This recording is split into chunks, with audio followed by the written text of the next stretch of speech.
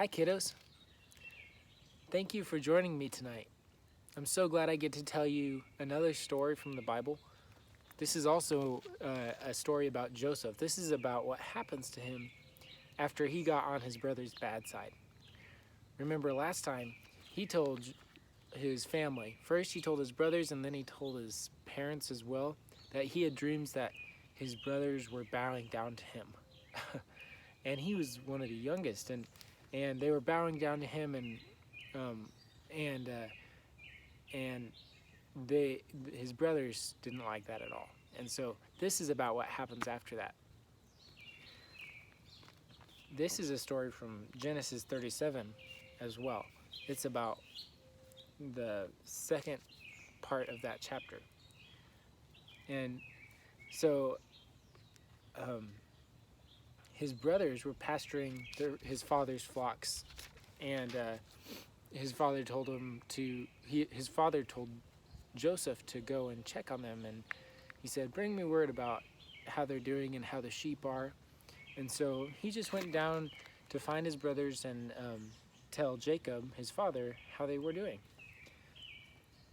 And he went down and he found a man, and the man said, "Oh, they must be down even further, down to this other city." And so Joseph went after his brothers and found them at Dothan. And his brothers saw him from afar.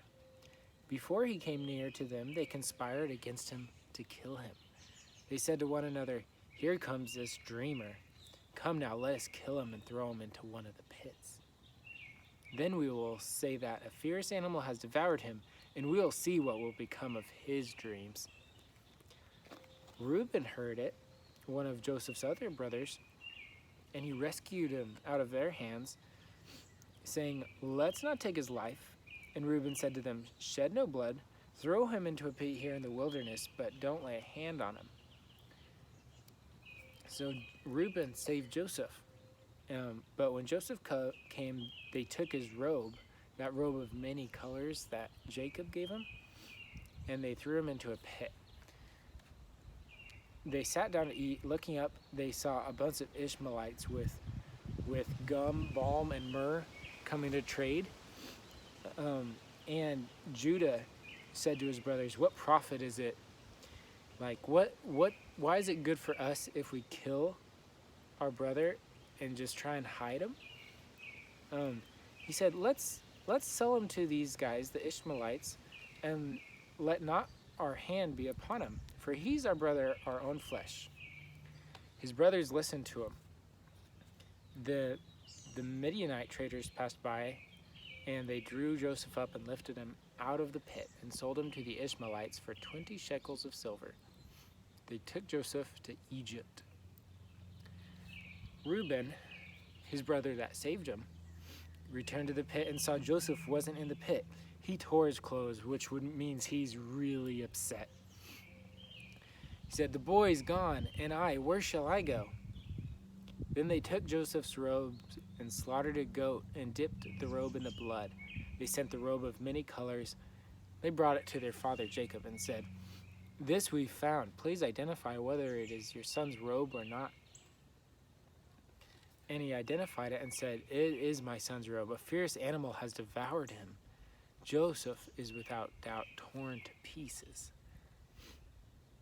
Jacob tore his garments and put sackcloth on, and he cried for a long time. His sons and daughters tried to comfort him, but he refused to be comforted. He said, No, he's gonna die," crying for Joseph. And that is the story of how Joseph was sold by his own family to be a slave in Egypt, and his father wept. Did you know that Joseph was a lot like Jesus? There's so many ways that Joseph is a lot like Jesus. One of them is that they were both sold for the price of a slave. Jesus was sold for 30 shekels by his apostle Judas, and Joseph was sold by his brothers for 20 shekels of silver to the slavers who took him to Egypt. So, when Jesus was betrayed by his apostle, It must have been hard for him to still sacrifice his life. He might have been upset with Judas, but we read that Jesus told us to love him anyways. Jesus said in John chapter 15, verse 12, "This is my commandment, that you love one another as I have loved you." How did Jesus love people? And how can we love people the way he did? Thank you for tuning in tonight. It's so great to tell you these stories. They are some of my very favorites. I hope you have a great night or day or whatever you're watching this. I hope it's great. Good night.